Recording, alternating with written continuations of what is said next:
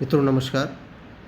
ये कुछ बहुत ही महत्वपूर्ण शब्द हैं जिनको आज हम लेके आए हैं आपके बीच, और ये वो शब्द हैं जो डे टू डे लाइफ में यूज़ किए जाते हैं, पब्लिक डिस्कोर्स में, डिस्कशंस में, और हमारे पॉलिटिशियंस जो हैं इनका अक्सर उपयोग किया करते हैं। और अंग्रेज़ी न्यूज़पेपर में तो हेडिंग के रूप में हर तीसरे दिन आपको मिलते हैं।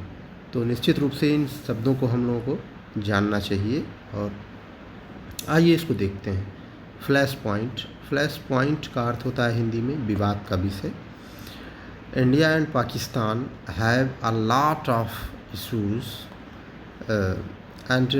but the flashpoint of the issues, there are various issues which India and Pakistan have been dealing, but the main flashpoint is Kashmir.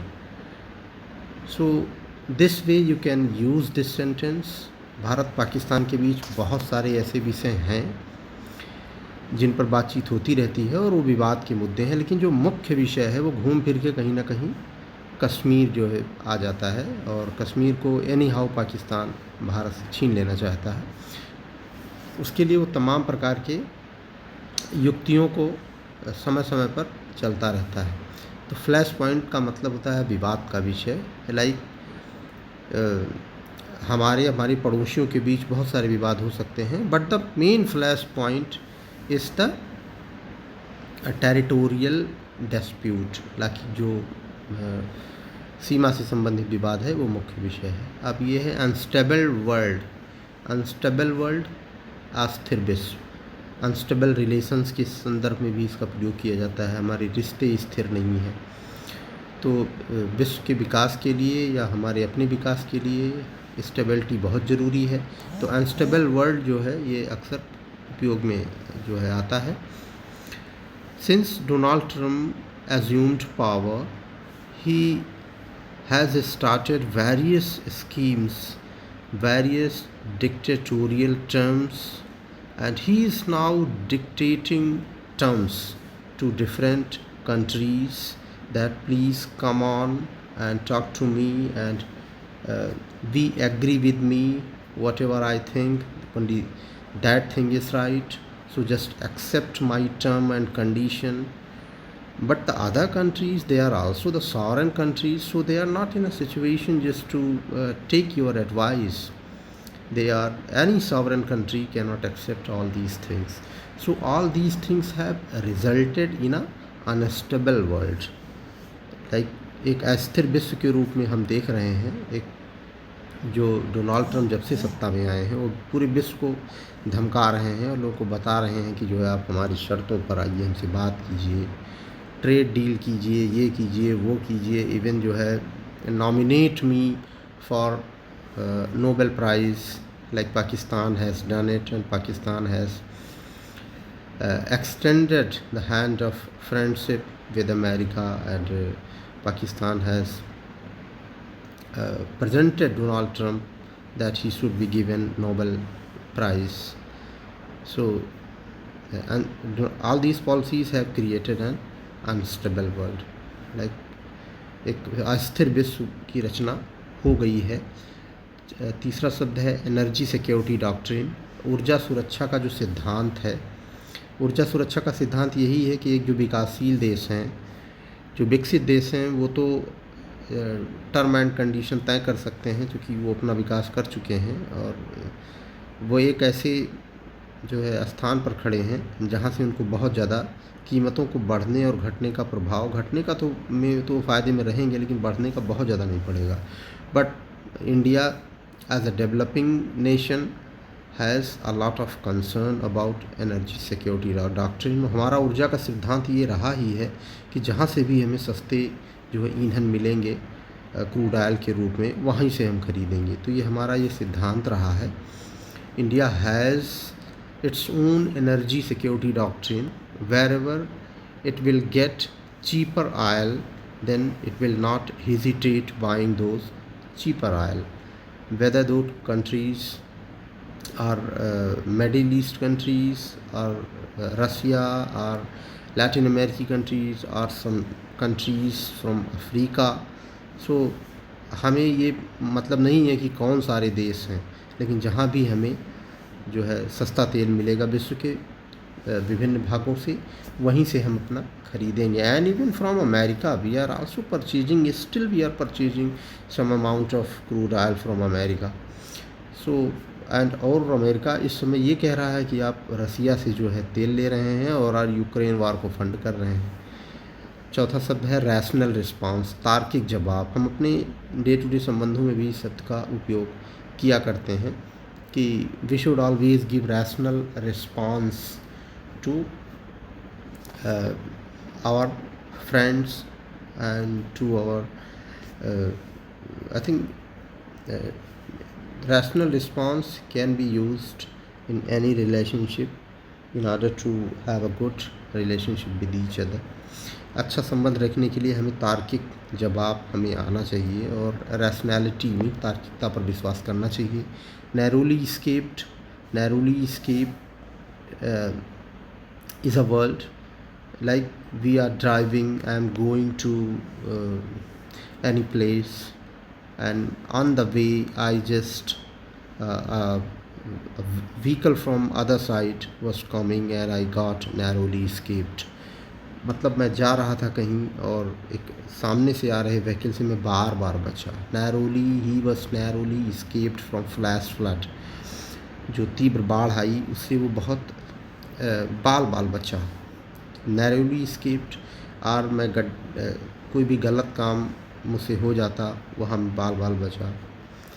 Resistance ये होता है प्रतिरोध। रेजिस्टेंस मीन्स होता है प्रतिरोध।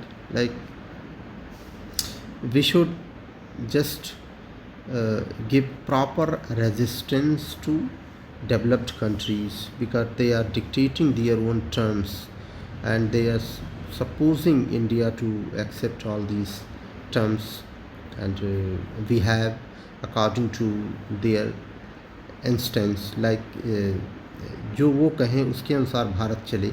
तो इस प्रकार से नहीं होना चाहिए। We should show our resistance, हमें अपना जो प्रतिरोध है दिखाना चाहिए because of being sovereign nation. हम एक क्या हैं, एक संप्रभु राष्ट्र हैं और हमें किसी के सामने we should not bow down. इसी प्रकार से हमें अपने दैनिक जीवन में किसी के सामने उसकी अननेसेसरी डिमांड जो है, इलॉजिकल डिमांड्स हैं, उसके सामने नहीं झुकना चाहिए। रेजिलियंस मीन्स होता है दृढ़ता। ये रेजिस्टेंस और रेजिलियंस एक ही चीज़ है।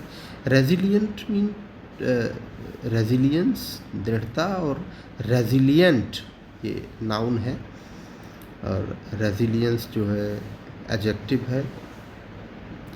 तो ये एक गुण होता है। ये जैसे कि तमाम सारी प्रजातियां हैं, तमाम सारे लोग हैं बहुत रेजिलियंट हैं।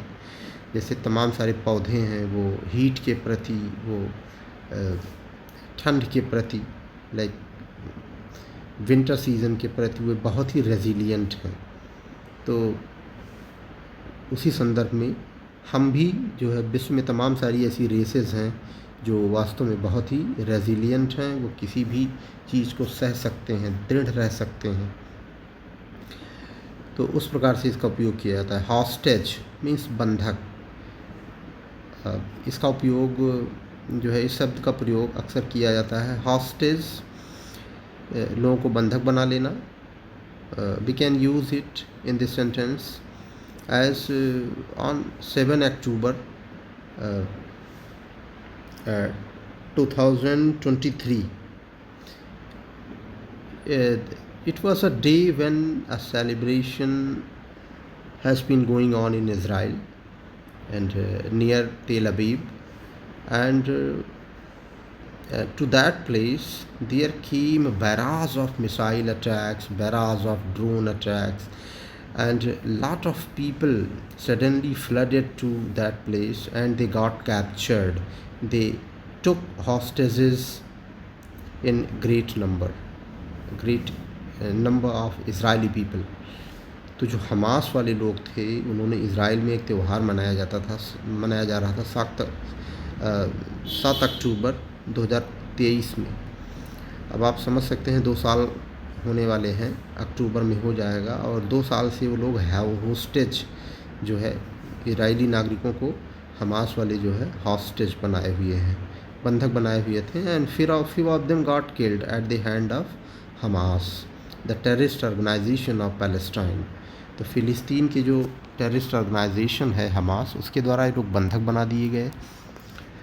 एंड टेकिंग दैट इवेंट, उसी घटना को लेके Israel attacked Palestine and destroyed most of its areas. Only I think few kilometers and a stretch of land is remained now. Otherwise Israel has destroyed whole area of Palestine. But still they are not ready to surrender. Still the Hamas terrorist organization of Palestine is not ready to give back to hostages of Israel. आप समझ सकते हैं कि क्या resilience है Israel Hamas की, कि मरने के कगार पर हैं सारे लोग, बुरी तरीके से पूरा देश ख़त्म होने की कगार पर है, लेकिन अभी भी उन्होंने बंधकों को नहीं लौटाया है, हॉस्टेजेस को. चौथा है ऑकवर्ड. ऑकवर्ड मीन्स होता है भद्दा. Like I was attending a meeting and somebody just did awkward behaviour with me. और किसी ने among the audiences, among the people who were attending the meeting, and one of them just decide to give awkward behavior. एक भद्दा जो है सलूक हमारे साथ किया गया जब मीटिंग चल रही थी. ओब्लाइज. ओब्लाइज एक ऐसा शब्द है, आप लोग इसको जानते होंगे, लेकिन ओब्लाइज का संबंध इससे भी होता है कि किसी को ओब्लाइज कर देना. Like we try to favour somebody unnecessarily. Like आवश्यकता नहीं है लेकिन हम किसी को फेवर कर ही देते हैं, तो ये होता है ओब्लाइज करना. और ब्राइब. ब्राइब मीन्स होता है, ब्राइबरी मीन्स घूस होता है, ब्राइब मीन्स होता है घूस देना. Nowadays bribery is popular among people to get their work done. उनका अपना काम कराने के लिए हम लोग time and again we try to give bribery to government officials. हम लोग सरकारी जो है कर्मचारियों को घूस देते ही हैं या लोगों को घूस देते हैं अपना काम करवाने के लिए. यूज टू मीन्स होता है आदती होना. लोग आप देखे होंगे कि लोग कहा करते हैं कि मैं इसका यूज टू हूँ. यूज टू मीन्स उनको आदत है. अनसेवरी. अनसेवरी relationship, you can compare it with toxic relationship in which we all are living. Like we sometimes and at times we feel in our family that we have been living unsavory relationship.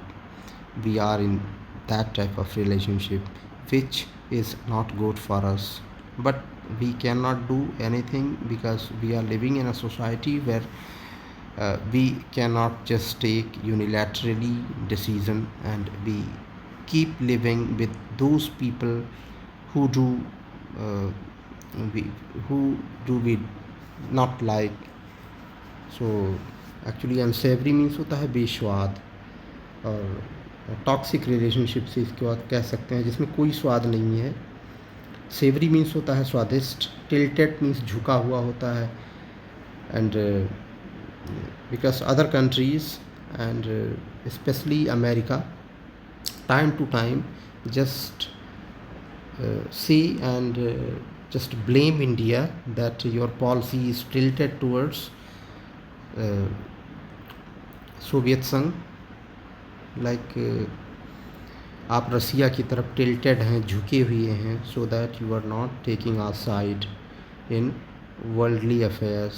जो विश्व के इन world affairs you are not taking my side because your policies are tilted towards रसिया.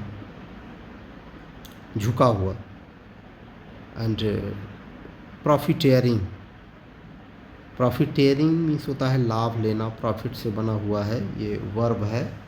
और प्रॉफिटेयरिंग just I think 1 week ago Donald Trump blamed India that the Ukraine war is being funded by you because you have been purchasing huge amount of oil from Russia and you are profiteering from this trade, and again you supply these oil to European countries because you have big refining capacity, and the Russian oil is imported by you and you just refine it and send it back to European countries, and you are profiteering too much from this trade. So आप जो है profiteering means होता है लाभ लेना। आप रसिया से तेल खरीदते हैं, अपने यहाँ रिफ़ाइन करते हैं और फिर यूरोपियन कंट्रीज़ को भेजते हैं, because the supply root and और जितनी भी संस्थागत चीज़ें थीं वो यूक्रेन युद्ध के चलते बुरी तरह प्रभावित हुए हैं, इसीलिए भारत की मौज ही मौज है, वो लोग कहते हैं। जॉल्ट मीन्स होता है धक्का देना। As you can understand it, आप इसको समझ सकते हैं कि डोनाल्ड ट्रंप ने अभी हाल फिलहाल 50% टैरिफ लगाकर भारत को बड़ा धक्का दिया है, बड़ा झटका दिया है। अब Trump administration just put 50% tariff again Indian imported goods, and it gave a big jolt to India. It jolted India. Bharat को इसने बहुत बड़ा धक्का दिया है। बे फॉरवर्ड लाइक समस्या समाधान, way forward after discussion be seek and be try to get way forward. जब कोई भी बातचीत होती है, कोई भी समस्या का निदान खोजने की कोशिश करते हैं तो उसके बाद हम उसका समाधान चाहते हैं, तो इस संबंध में इसका प्रयोग किया जाता है। टेक अवे मीन्स होता है निचोड़, crux. Like Narendra Modi has gone to China to take part in SCO meeting, but we are eagerly awaiting what will be the takeaway of this meeting, what will be the crux of this meeting. Like takeaway निचोड़ क्या होगा, ये शब्द भी धड़ल्ले से उपयोग किया जाता है और बहुत पॉपुलर शब्द है। कंसेंसस आम सहमति, because outwardly we are unite, India is unite, we have consensus on most of the issues which are related to world affairs, which are related to foreign policy, and I think all the parties are having one voice, they try to speak in one voice, so they have consensus. उनमें आम सहमति रहती है। जब विदेश नीति का कोई भी बात आती है विदेश नीति के संदर्भ में, तो भारत के यहाँ लगभग सभी जो पार्टियां हैं वह आम सहमति रखती हैं। इन्वोक मीन्स जगाना, आह्वान करना, आह्वान करना मीन्स होता है, उसी को इन्वोक कहते हैं। Like in ancient time when our rishis and our sage saints, great saints, when they just performed sermons, then at that time they invoked and they used to invoke God. वो ईश्वर का आह्वान किया करते थे while having sermons, while preaching to people and having sermon, delivering lectures, sermons, they invoke God. And nowadays also, आज भी हम लोग जब कथा करते हैं और कोई भी धार्मिक कृत्य करते हैं तो ईश्वर का आह्वान करते ही करते हैं।